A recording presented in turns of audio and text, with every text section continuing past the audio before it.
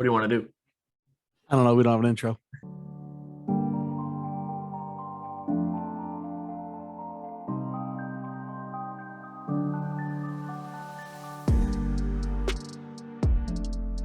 Welcome, everybody, to the Glacier Gamble podcast. This is episode 37 of our sports section. And do we have a good one for you today? We got some NBA discussion with Zion Williamson, some Timberwolves talks, NFL discussion. Saquon Barkley apparently is on the trade market, some Vikings talk, NFL draft talk. We got quite a bit more, but we'll jump into it with the NBA talk to start out like we normally do. First thing, Zion Williamson. Very weird story going on with him. Like, he wasn't supposed to be gone this whole season. He had that surgery, and now it's like, oh yeah, he's actually, instead of being gone for, and then it was like he's gonna be gone for a month, and so he was gonna be gone for like 4 months, and it's like, okay, he's gonna be gone potentially for the beginning of next season. Right. It's so weird to me. And then now all of a sudden, oh, he's not a great person in the locker room, and he didn't call CJ McCollum, and he's gained weight again, and he's not rehabbing the way he's supposed to. I'm very confused. Yeah, apparently he has an issue in being in a small market, and so it's not just New Orleans. Like, he would be upset like this anywhere that if he didn't get drafted, because apparently he wanted to be drafted to the Knicks. He was upset that he wasn't drafted. We talked about that a couple of weeks ago. It's like, all right, the Knicks just need Zion to get that Duke brotherhood back. Is he trying to pull in Anthony Davis type of situation? Oh yeah, I think so. That's what it's sounding like. And maybe it is the Pelicans' lack of being able to put a competent team together. You know, they made that AD trade and they got a bunch of pieces, but still no like identity. You know, they lost Lonzo. Or they got rid of They basically let him go, yeah. You know, bring in CJ McCollum, who's not really like, I mean, that's like a piece you bring in as like a final playoff push. This is we're gonna get a vet that, you know, that can score crazy. Yeah, he's been their lead scorer since he showed up. You got Brandon Ingram, who's just an awkward player. Like, he gets his points, he does a lot of things well, but he's just kind of awkward. He's not the next Kevin Durant like he was supposed to be. Then you got a bunch of different, you don't have an identity with New Orleans. I don't know. I think he's trying to pull the like Anthony Davis card. And, yeah, that's what it feels like. It's weird. It's or the Kyler Murray card, maybe. Yeah, he's a card right now. He's still a card. That's true. They each have different physical issues. One is too big. The other one is too small. Yeah, it's just weird. So I don't know what the plan is with Zion. If I were the Pelicans, I think I would move on from him, because you could get a haul. If he's really not a great teammate, you'd probably be better off without him anyway. It's just weird, like, because we're Timberwolves fans, so we're small market fans. The idea of like Karl Anthony Towns having, I know that there was like rumblings he wanted to leave, but it was after he signed, so it didn't matter. But like, Zion's a restricted free agent. It's just weird. It's different also because Cat has publicly stated like, I don't want to leave Minnesota. He seems very similar to what Dame's saying about like, I want to win in Minnesota because like that's just I'm loyal to that. They're the people that have showed me faith. Yeah. I don't know about the whole Zion situation. I would probably move on from it too. But in that point, you might as well, you know, trade Valanciunas at this point. Why did you make a trade for CJ McCollum? Trade Brandon Ingram. Blow it all up. It'd be okay. Apparently he's getting surgery again on his foot. Yeah, I don't know. I saw this one meme, like Christian Bale. I think it's Christian Bale looking at the bat suit, or Ben Affleck looking at the bat suit. And it's like Zion looking at Harden's fat suit that got him out of Houston or something. See, and I just don't get it. Like, New Orleans is not a bad city. It's not. I mean, it's not. I don't know if is it more of a football city? Yeah. They got good music. They got good food. You're not far Harden's from Texas. Probably you're not been far to a couple from Florida. Strip clubs there. Like, yeah, there's so much stuff in that area. There's not like a LA, New York, Miami. It's not one of those. Right. But it's not like you can't have fun and do like absolutely. exciting things in New Orleans. Maybe that's because, you know, we're not celebrities, we're not professional athletes, so when we think the idea of being in somewhere in New Orleans, we can make it fun. Maybe somebody that has done fun things and has the money to do LA thinks New Orleans is small. But man, just enjoy New Orleans. It's a great city. Right. Just crazy to me. Yeah, if I'm Pelicans, I move on from him. I just get as big of a haul as I can and move forward with like Brandon Ingram, CJ McCollum. Valanciunas, try to make the push with them and see what you can do. Next basketball topic, though, is Rick Barry had a video recently that he went off. Rick Barry, for those who don't know, is a tremendous former NBA player, and he was talking I believe his son was on the Timberwolves like G League summer league team for a little bit because his son looks like underhand. Oh, because Rick Barry did the underhand free throws and so Okay. Yeah, I think so. So his son, I forgot what his name was, but I'm pretty sure he was on the Timberwolves summer league. The Iowa Wolves? No, not the G League team. The summer league. I don't know. It's different, but yeah. Sure. Well, he was talking about the game today, the state of the game, and why offensive players have an advantage, why the league is not the same anymore. The big thing he talked about was refereeing. And he said that he was watching a game, and so they allow moving screens, and those are illegal. They're in the rule books. You can't give a moving screen, but every screen in the NBA is a moving screen now. Unless you're like Steven Adams. I feel like Steven Adams does a hard screen, stationary screen, but I love Steven Adams. Right. And then he also talked about traveling. Players are beyond traveling, like they're taking 4 steps. They're getting extra steps. They're getting double pivot feet. He talked about how if you call those, who cares if you call those? Like, call them because the players will adjust. Right. Like right now, he doesn't understand why the officials are so scared to call these penalties, like call traveling.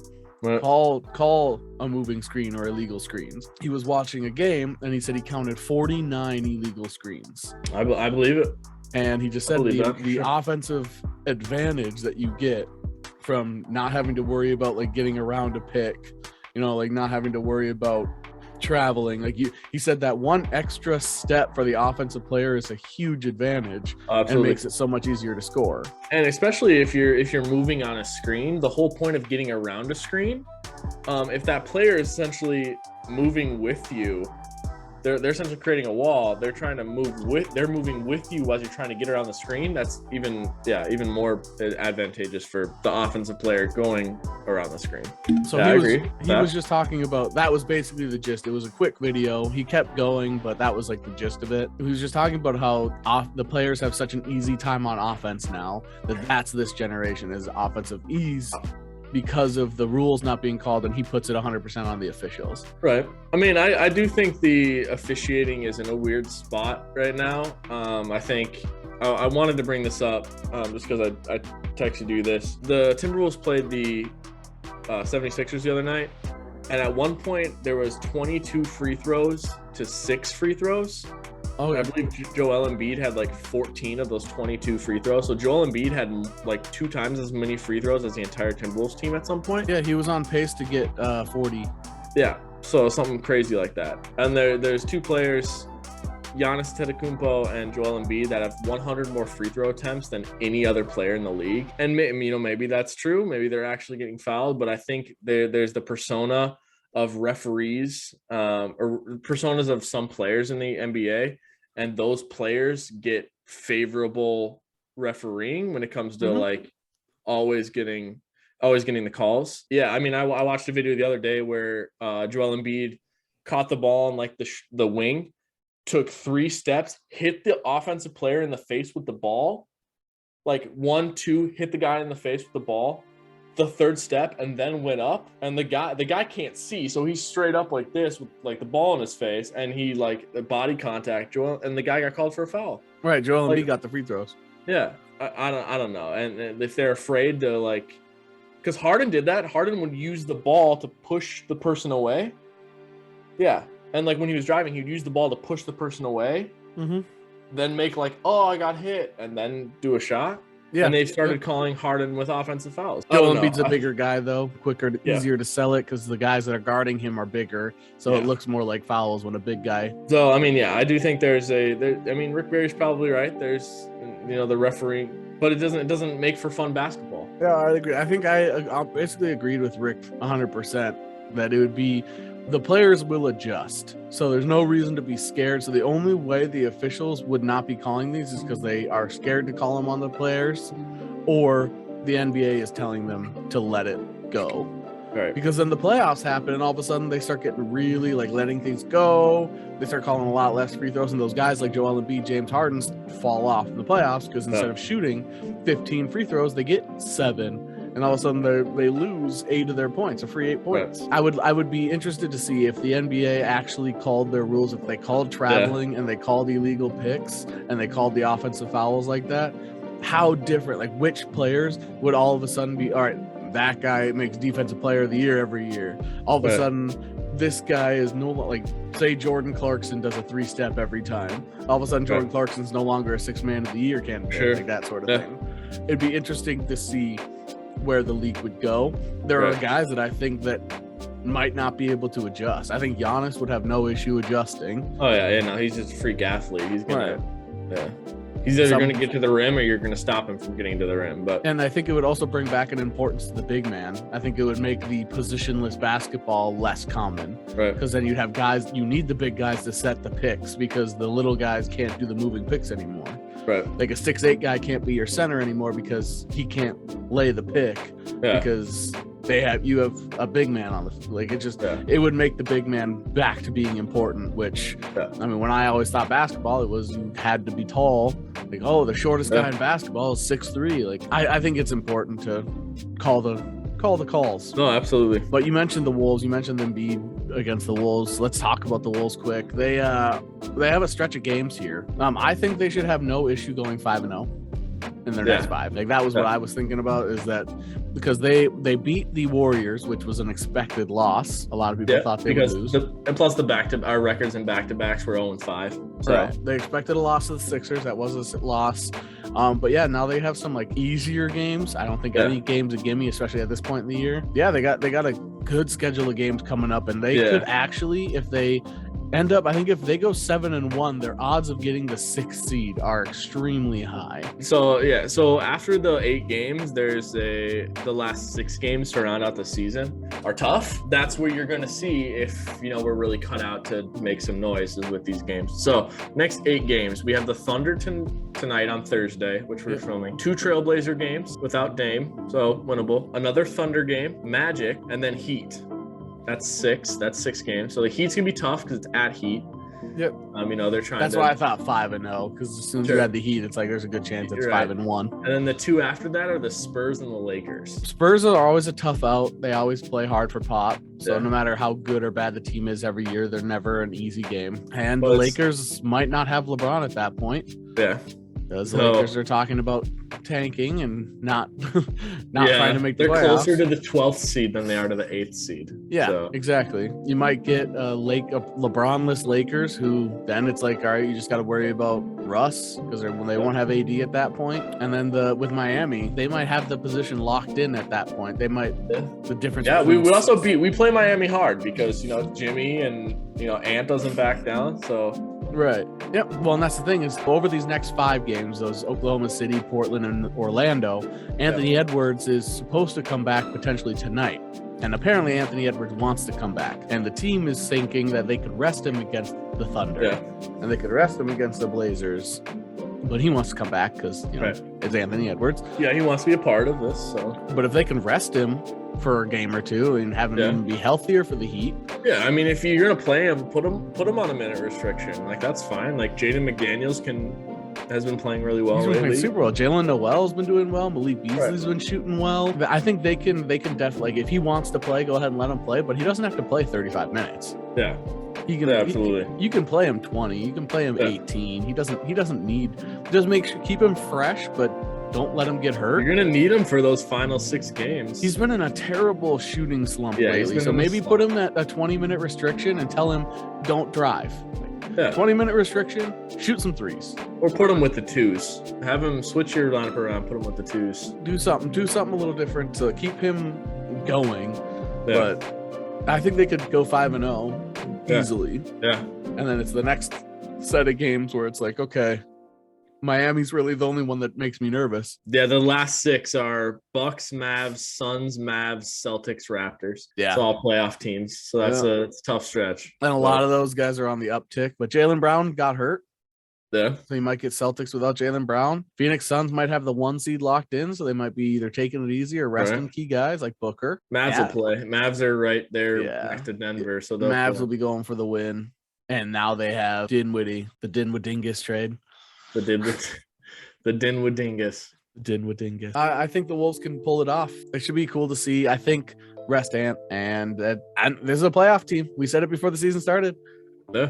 This is a playoff team. This is the second time in 15 years that they've hit the over on their Vegas wins. Yeah, it's like 17. Yeah, it's the second time we're going to be. I assume we're going to make the playoffs, but last 2 times in 17 years. That's crazy. That long. Otherwise, they always hit the under. They always had less wins than Vegas said. It'll be cool. It's exciting to be a Wolves fan. And sticking with them quick, Alex Rodriguez just did a interview at our local radio station. One of the things they asked him about was moving to Seattle, and he said he has 0 plans on moving the team to Seattle. Yeah. So kind of double down on that. I know people don't necessarily believe him when he says that. Here's the thing. He says he's been investing in Minnesota businesses for over 20 years, and he loves Minnesota as a whole. Yeah. And if the Wolves keep winning, they're going to stay here. Mm-hmm. So, that's attendance is up 13%, revenue's up 10%, and then viewership on TV is up like 3%. Yeah. So, Wolves are on the uptick. Let's keep it going that way. Shaq believes in us. Charles Barkley's never heard of us, so Charles Barkley doesn't care. Charles Barkley with the Timberwolves is like Chris Collinsworth with the Vikings. Just does not give a crap about them. But that's all we have for basketball. Any other quick things before we jump to football? Malik Beasley's been on lately. This last month of February, he's hitting 48.3% of his threes. We're gonna need that. In the playoffs. So if he can he can even be less than that, slightly less than that, and be fine. Yeah. If he's over 40% from 3, we're good. But yeah, there was Ja Morant potential talk we could talk about, but I don't know if you guys care about hearing if Ja Morant's the next face of the league. Go listen to one of the big guys. It's too early to talk about Ja Morant right now. And then we mentioned Lakers are potential to the 12th, so there's our Laker talk for you. Yeah. Let's go to the. Ben Simmons, James Harden. Ben Simmons, James Harden, Ben Simmons, Anthony Davis, Lakers, LeBron James, Joel Embiid. Ben Simmons, Ben 10. Kyrie Irving, Ben 10. Yeah. There you go. Jumping into the NFL discussion, let's hit it off with a spicy one. Saquon Barkley. New York Giants say they are listening to calls regarding Saquon Barkley. And I feel like it's crazy, but my first thought was who would want to trade for Saquon Barkley? Yeah, my first thought was just now. Like you said, Saquon Barkley, and the first thought was coming to my head was a 6th-round pick. And then I was like, a 5th-round pick? Consensus most fans say they wouldn't do more than a 5th. Yeah, that they would start negotiations at a 6th, maybe. Yeah, and that's just, I think that's pretty it's crazy because when he came out, I was definitely one of the people that was like, he's the next big guy. He's the next face of the league for running backs. He's the huge dude. And he was, 2 seasons he was, top 5 running back pick. But he's a running back with 30 carries a game. Look what happened for the Giants, who can't throw or block. Yeah, I think they had PFF's worst rated guard, so which explains a lot. It doesn't surprise me. They have no way to take pressure off the run game, which is just tough. But obviously Saquon in open space is dynamic. So they just cut Kyle Rudolph and Devontae Booker. So they cut Saquon's backup and they cut their starting tight end. And even Ingram's a free agent. Exactly. Yeah. So I don't know. I think they're heading into full rebuild mode. Yeah, that's probably why they want to get rid of Saquon. But they probably think his value is like a 2nd or a 3rd or something. So it's that thing we talked about last week, is people imagine a player as their peak. So even if their peak was 2 years ago, they imagine that player as that person, that value. When people think of LeBron James, they think of first year Miami Heat LeBron James or second year Miami Heat LeBron James. It's like, well, he's not that player anymore. When they think Saquon Barkley, they think healthy rookie year Saquon Barkley. Yeah. When they think Carson Wentz, they always want Carson Wentz to be that MVP year. But it's like, no, that's not going to happen. And so I definitely think that Saquon is not worth a ton in terms of value. If you trade him now, you're not going to get what you think he's worth. If you let him play this season and he balls out and stays healthy, then you could, obviously you'd probably want to keep him, but then is the time where you could move him for a high value. But right now, if you try to move him, a mid-round pick's probably the best you're getting. Yeah, but it's a day 3 pick. Yeah, like, at best. So I mean, I hear what you're saying with if you keep him and he balls out, but I don't see how that's possible with the New York Giants. So the top teams apparently are the Bills. That's where everybody wants the Bills, the Dolphins, and the Niners are teams that people think he's going to go to. Okay. Everybody's going to say Bills and Niners because they're so close. Those are all the teams that are kind of like on the cusp. You know what I mean? Is Saquon on his rookie deal still? I believe so, yeah. So the team that nobody seems to be mentioning that I thought, which obviously not people that are listening now are not going to be happy to hear this. I think the Chiefs. If everybody's offering a 5th and 6th, they should offer a 3rd or 4th. They can sacrifice. The Chiefs are going to be in constant win now mode forever. Okay. They got to get cheap talent wherever they can get it. Everybody said you were extremely disappointed in Clyde Edwards-Helaire. You really don't have a run game. Get a guy like Saquon Barkley who can catch. You can run a rotation with him, which keeps Clyde healthy and keeps Saquon healthy. And then I'd also really like the Dolphins because the Dolphins don't realize they already have a good running back. Yeah. Oh, the Cardinals were another team. Team. That was the team that I said if you sign Saquon, you don't have to worry about re-signing Kyler because you can just run the ball every play. Yeah. Run wild. James Conner's a freaking touchdown machine. So yeah. So you have Saquon, James Conner, and what's his name? That I'm blanking on his name. I know who you're talking about. He's very good too. Yeah, you run 3 running backs, but I think the Chiefs, they can offer a pick 1 round up than what everybody else is offering, and I think that he's a cheap, talented deal. Go somewhere successful. Giants send him to the AFC. I think it's a win-win for everyone. Sure. I think that's a good idea as well.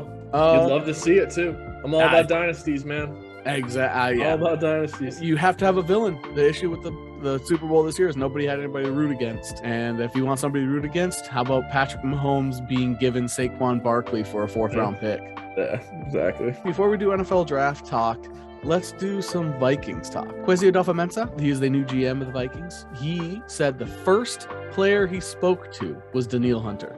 That was the first player he contacted. It wasn't Kirk, wasn't Dalvin, wasn't Harry. It was Danielle Hunter, and he said he has the plans of the team, or he's a big plan for the future of the team. He could be manipulating. So my first thought is he could be manipulating his words, saying he's a big plan for the future because he's going to give us a lot of draft picks. I've heard Ed Donatel talk about Danielle too. And he says he doesn't think there's going to be any problem with him playing in outside linebacker / DN for us. He could do it. Yeah. Yeah. I mean, he's if you've ever seen Danielle Hunter, he's more ripped than the most. You've seen Disney's Hercules. Yeah. Right? Danielle Hunter's bigger than him. And the difference between the issue with going from DN to outside linebacker for Danielle is not going to be physicality. It's going to be, can he adjust mentally? Can he figure out how to play outside linebacker? He's got to do different things. There's like a little 1-minute clip montage of him playing that stand-up kind of DN position, and it's the same as if he was playing down defensive end. It's like he still brutally destroys whoever he's going against. The issue with being that the outside linebackers, they have to expect you to become drop into coverage. They can't think you're going to blitz every time. Yeah. They can't know what you're doing. So if he plays outside linebacker, it's can he read coverages? Can he be, if they run a 5 wide receiver set or a 4 wide receiver and then the running back goes out in motion? Yeah. Can he be the guy that goes, all right, I'm guarding the tight end. This, based on the way the adjustments just happened, I'm 1-on-1 against the tight end. I have to play man-to-man coverage with Travis Kelce. Yeah. Athletically, I have no issues with Danielle doing that, but how's his rotation? How's his hip rotation? How can he stay low? How quick can he turn?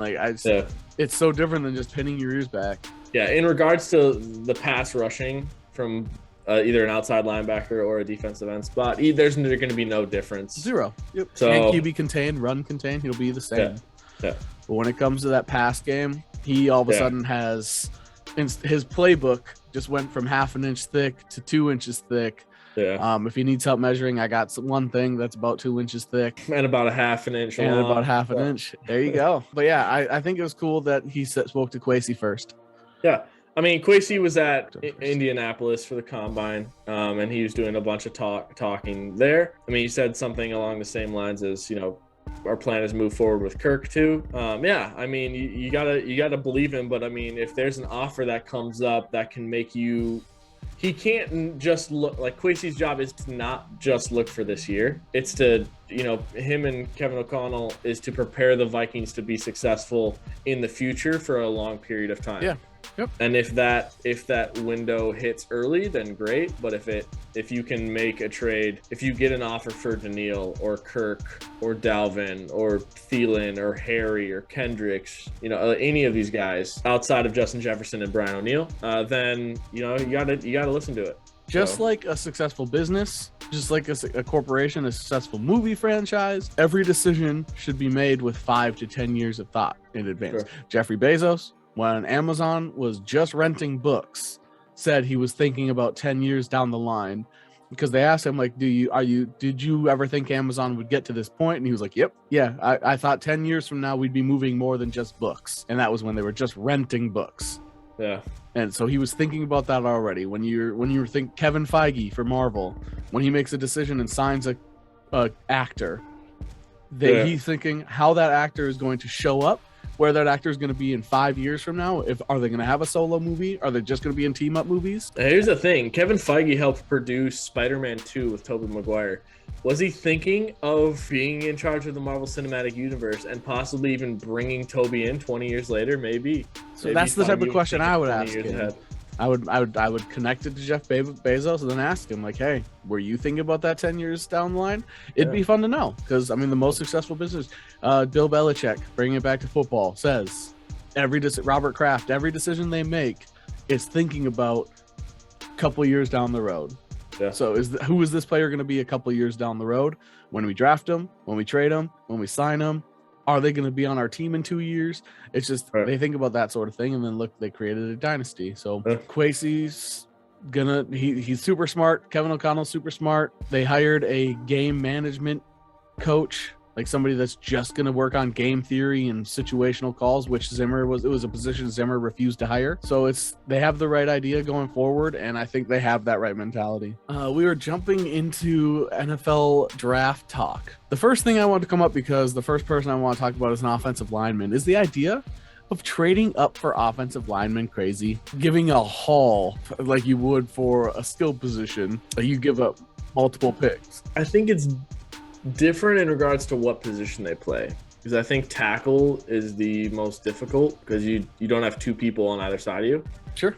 And you usually have to deal with the fastest or the strongest or the premier player, because there's so many great ends and linebackers and stuff. Right. So I think a tackle, I don't think it's crazy if you move up for a tackle if you think that guy can be the guy, but any draft pick you're going to have, you don't know if they're going to work out or not. So, well, because the reason I thought about it was last year, everybody was talking about the Vikings should trade up for 8 and try to get Sewell. They called. Right. The Lions said, no, we're taking Sewell. Yeah.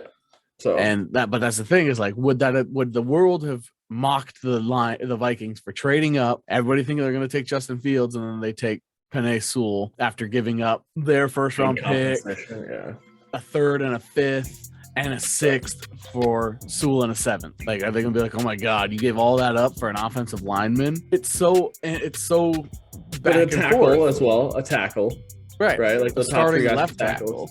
Yeah, which any one of the 3 guys in that first round did well. Elijah Vera Tucker, the guard, also did well. I don't think it's crazy to move up for a guy like that, but I do think if you're going to give up a significant amount, it's got to be a tackle that you believe, or I mean anyone that you believe can be an instant impact player and a starter for their entire career. Like, you know what I mean? I feel that way about Iowa's center. Iowa has a center coming out in the draft this year. You said his name. I'd Linderbaum, I think. Yeah, okay. Yep. He's one of those guys. He's going to be an offensive line changing center or guard. He's going to be a center, but he's going to change. He's going to be a starting NFL center for 10 or more years, potentially Pro Bowl for at least half of them. I think the reason I brought this question up is because Evan Neal is the consensus, like top 5 prospect. But Right. in my opinion, he's number 1. Like, I would rather have him over Hutchinson. I'd rather have him over like some of these skill positions, the safety. I can't think of his name, but like Sure. I would take Evan Neal number 1 overall this year. Last year, I would take Evan Neal.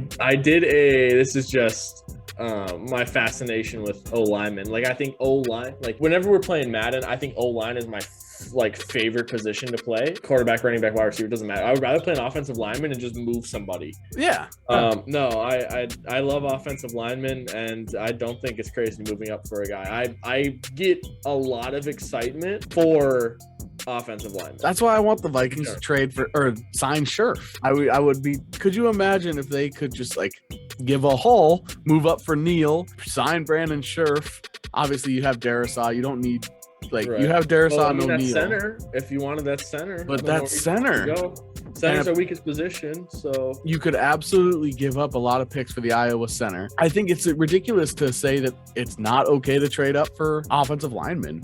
I think that like they don't have to be a skill position. I know it's like a skill position in quarterback league, but if you keep your quarterback upright, like Kirk Cousins has proven, you give him time, he accelerates. Like you give Tom Brady more than 3 seconds, and it's like 100% completion percent, just insane, absolutely insane when he got more than 3 seconds of time. If you think your quarterback's really good, and you can give him more than 3 seconds, which is insane.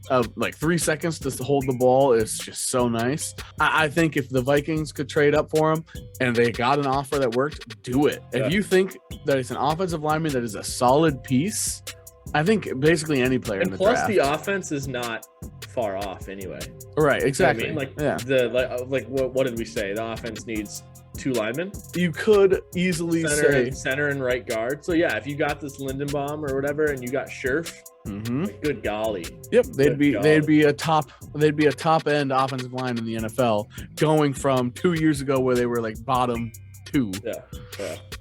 And then you'd see the difference. You'd see it, and people would give credit to O'Connell, and would be like, nope, it's the offensive line. Yeah, I think any position, not just offensive line, if you think they're a lock, you should be willing to give up a haul. Yeah, absolutely. Because it's such a lottery selection. It's such a, this person's going to succeed. This person, you don't know. If you think somebody is a lock, you should have no issue giving up majority of your picks for that year. Lindenbaum is projected to go around 7, somewhere in there. Could you go give up 12 and then your 3rd and 4th round pick to get 7 and a 7th? If you could do that, if you think Lindenbaum is the center of the future, he's already going to be an upgrade. And I would totally throw Bradbury in with whatever team wants him. Take him. He's a project. Take him. You can have him. It's fine. He's good. And then Mason Cole becomes the Joe Berger. Yeah, he backs up anybody who needs rest, backs up anybody that is hurt. Yeah, I think it'd be awesome. But yeah, I think I would trade up for offensive linemen. Any piece you think is going to make an immediate impact and get out there. I mean, and it's a different regime too. So you're not going to draft a rookie. You're not going to draft 12, 14 rookies, and only one of them is going to play over 50 snaps. It's a different unit. They're going to throw those rookies out there. You don't know what we can expect. Man, and if you can, for any team that gets Evan Neal, oh my God, they're so lucky. He's lost 40 pounds since coming out of high school, and yet he's still 337 pounds, and he's just jacked as an offensive lineman.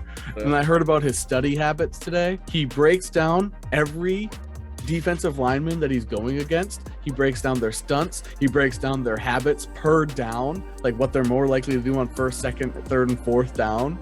So he's like super cerebral.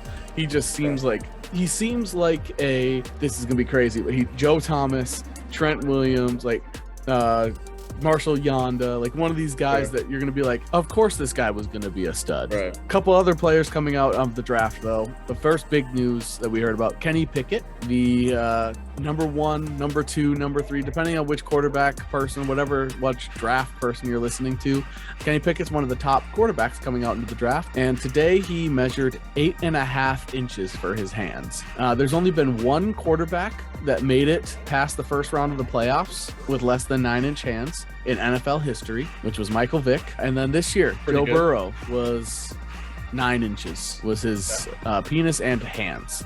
And Yeah, so you don't like Kenny Pickett. People were saying he might not be good. He wears gloves like Teddy Bridgewater. Teddy Bridgewater, I think, was 9 or 9.25. 9.25. Yeah, I just looked it up. Yeah. So, and people said that he had too small of hands. He destroyed his draft stock because he did no gloves on his pro day. But having 9.25 hands, you kind of need gloves because the ball is just too big. And like you have guys like Aaron Rodgers, who I believe like almost 10, something like that. Just like some of these guys have just massive hands that makes it so easy for them. I believe I measured mine, and mine are 9.5 from the pinky to the thumb.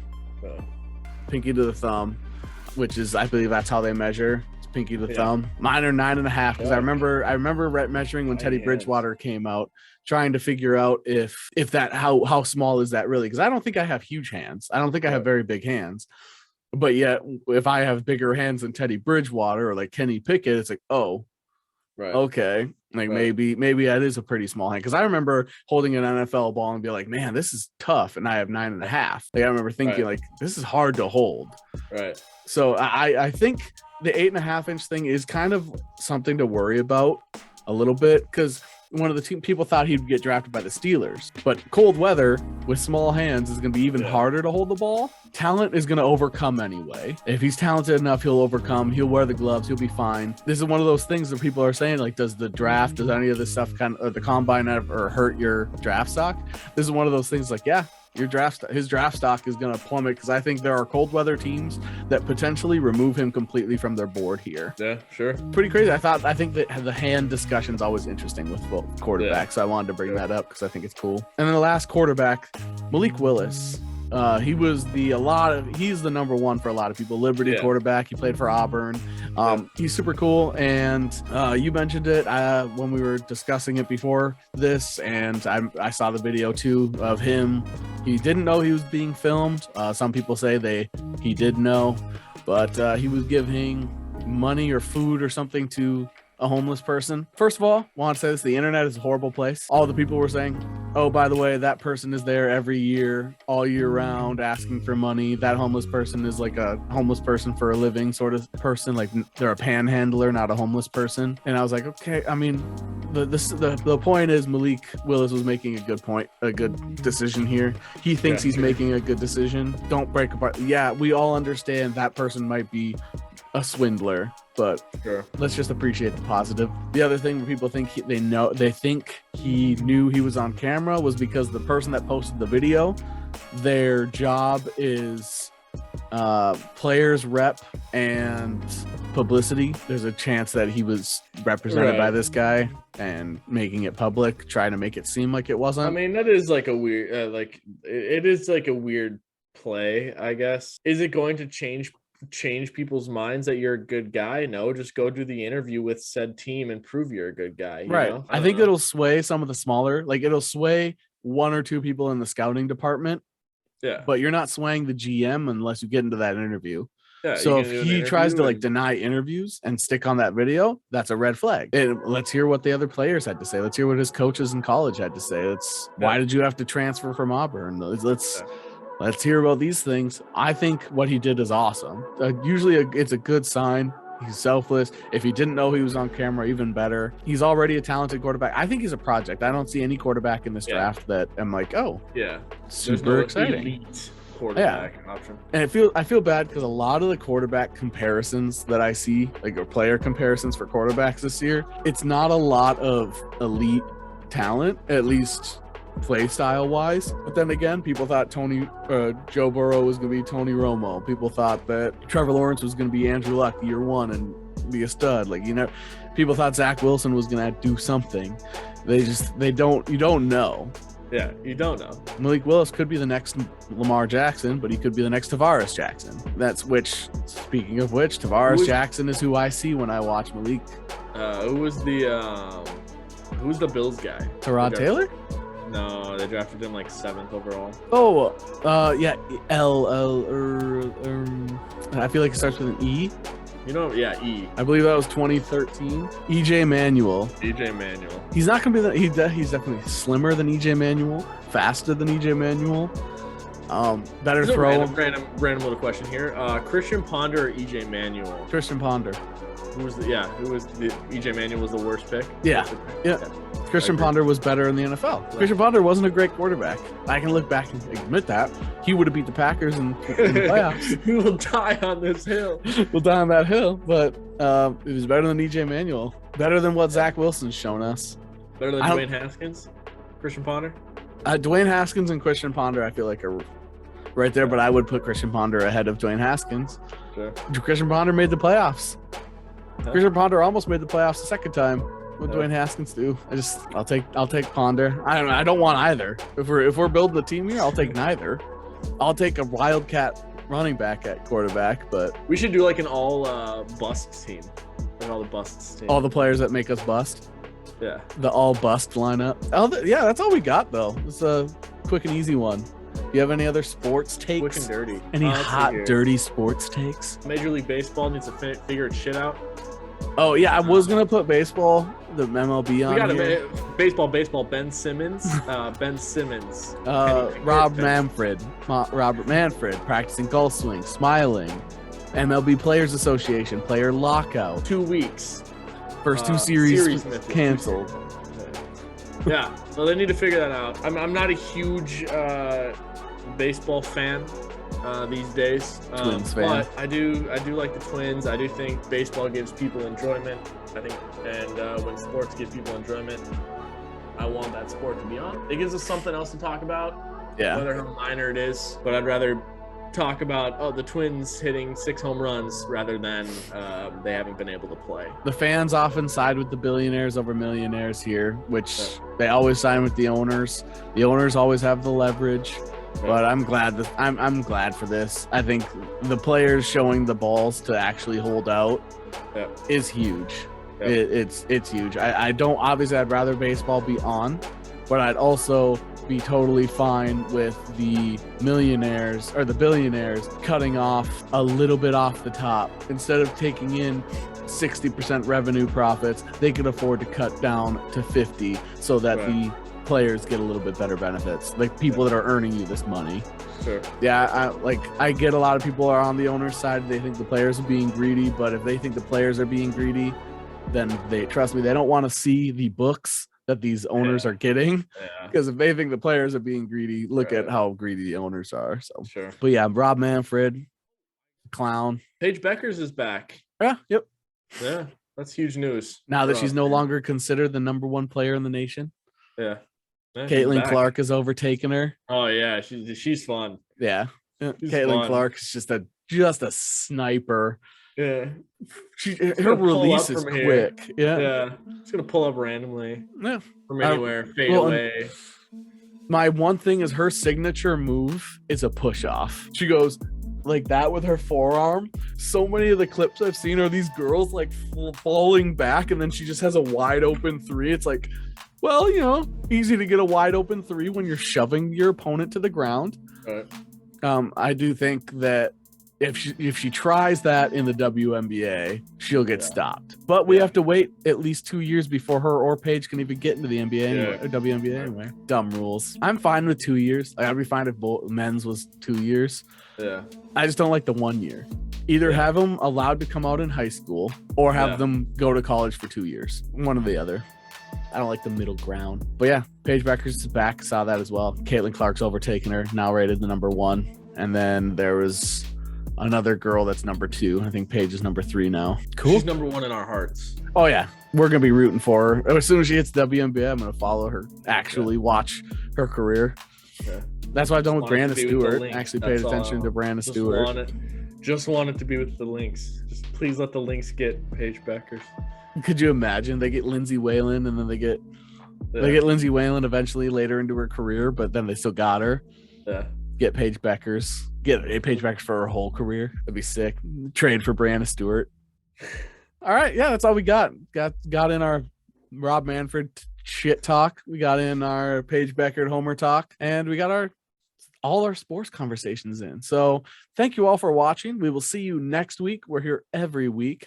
Joe is going to Vegas soon, so I'm not sure when that is, but it's the last week of March, the 27th to the 31st. So the 31st, I'll most likely be recording my own, like a solo episode. Sure. That'd be my guess. But we'll still be here every week. So I get back the 31st. All right, exactly. Yep.